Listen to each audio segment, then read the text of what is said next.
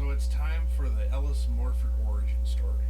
Let's dig into that. So I was born in Grand Junction, Colorado.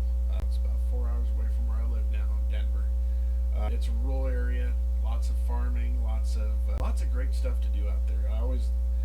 If there was a way to make money in your middles, right, from 20 to 50 years old, if there was a great way to make money, I'd still be living there. The Colorado National Monument's there.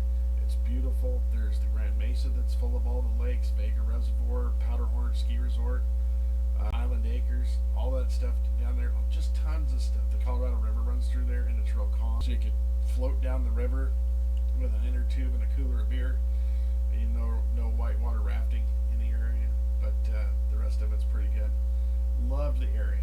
The people are weird, but the area is very cool. Always loved Grand Junction. Went to Palisade High School. I graduated class of 2000. Took some time down there to learn some side hustle stuff. I used to build websites for people on the side. And I used to consult with companies when Google first came out, because I pointed out to them as if somebody can't find you on Google from their phone, you don't exist. So we would sit down and build websites and e-stores and stuff like that to help people, to be visible and get current. I always filled that gap. I had the old school mentality, but I grew up with technology so that I could be that bridge for people. I really enjoyed that part of my life, right? So grew up in a barn. I think it's kind of funny that I grew up in a barn that was refurbished or transitioned into a house. For a lot of years, that barn wasn't until I got to high school my parents decided they were going to paint it red with white trim. But when I was in elementary school, I lived in a baby blue barn. I always thought that was fun, and I think it's kind of interesting that my comeback is also from living in a barn. So this is where I'm at right now, is a studio apartment a buddy of mine has over his barn.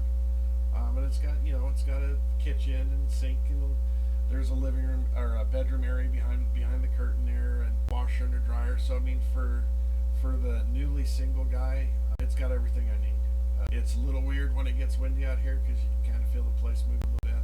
It sounds weird, but I like it. Let's see, all the stuff in Grand Junction. Met a girl down there. We got married shortly after we lost our first child together. It was one of those weird things where both of my doctor told me I was going to have a hard time having kids. Her said she was going to have a hard time having kids. We just bucked the odds there and figured, well, can't get pregnant, But God has a sense of humor, I guess. But she carried the son. His name was going to be Benjamin. To 3 weeks, and then a small change, and then he had what they called an import hour that he just got time to know about it away from the way. There was some really horrible things that happened with the mortuary and all that other stuff. Definitely, there's no regular body for mortuaries. So most states they do burials or cremations for children under 5 for free. This Lee's Ball that ran this mortuary service, which is no longer in business, they offered to do it for us for free if we'd mention his service in our son's obituary. Shady stuff. And then there was I'll actually share that story separately at some point, because it's long drawn out and ugly, and there was all kinds of shady stuff that happened. But a couple months after that event, me and the girl got married, and we were married until August of last year. So right about 50 years. Like our 15th wedding anniversary it took place like 2 weeks after the divorce was final. It's weird. I'm kind of proud of that. I come from a broken family, and of all the people in my family, I was really proud to not have a quote-unquote first marriage. And when you go through the process of adopting kids and all the stuff that we did during the course of our marriage, there are certain things you don't think it's going anywhere, and maybe you take things for granted, or you knuckle down and grind because you just think it's always going to be there. You can depend on it. It's like Chevrolet. You can always depend on it. But not always the case. It's a different place. I've got a whole set of opinions about how that works, and we'll definitely talk about how I feel that people are incentivized for blowing up their marriage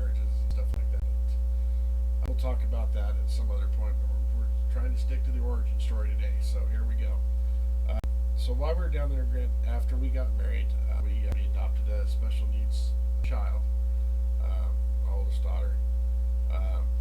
We had to do it through foster care, so we got certified as foster parents and everything. So our background was clear and good enough at the time for Macy County to let us have a 4-month little girl that they basically gave to us, expecting that she was going to pass away because she didn't gain an ounce of weight. She would throw up everything that she ate. We'd gone to I don't know how many different kinds of formula and stuff like that, but tried everything we could think of, taking her to the doctors and all that stuff. Actually, a strange little caveat there was she was so sick as a baby. Somebody had, she couldn't go to daycare all the time because she was sick, and I actually lost a job of my attendance because I was constantly, me and my wife were taking Christmas and work for the sick kid, and I eventually capped out on my excused absences, and I lost a job over it. That being said, it was rough, but we took the baby to a chiropractor.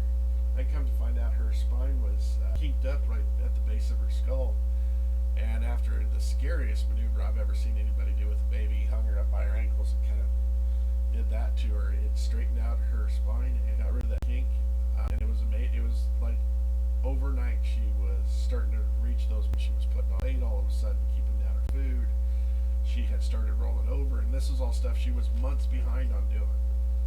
But still, down in Grand Junction, it was really hard to get medical support for a kid that had the kind of parameter that my old daughter did. So we eventually got hooked up with Children's Hospital up here in Denver and their resources. And now, my daughter had a team of people and assistant and pediatrician, all the stuff, right? And it was great because it helped us. They all talked to each other, which is something you couldn't find out in Grand Junction. Let's hop back just a second, because when we were talking about losing the job at Sam's Club for the thing with the little girl, that's how I got into truck driving. I actually did a web search, and the most in demand, because this is 2008, the economy was tanking. Grand Junction ran on the oil field, so once the oil field, they changed the tax structure, the breaks and stuff that the oil companies were getting, they blew out of town overnight. The whole town. I mean, there were people with mortgages and 3 vehicle payments working at McDonald's over. So, jobs were hard to find down there. So I did a web search and found out that there was like something crazy, like I can't remember if it was 60,000 or if it was 600,000 trucking jobs that would never be filled. And it was a huge sacrifice, right? Like to do it, because if you didn't have the money to pay to go to school and stuff, you could go on with a company that would pay for you to get your CDL, and then you had to drive for them for 6 months.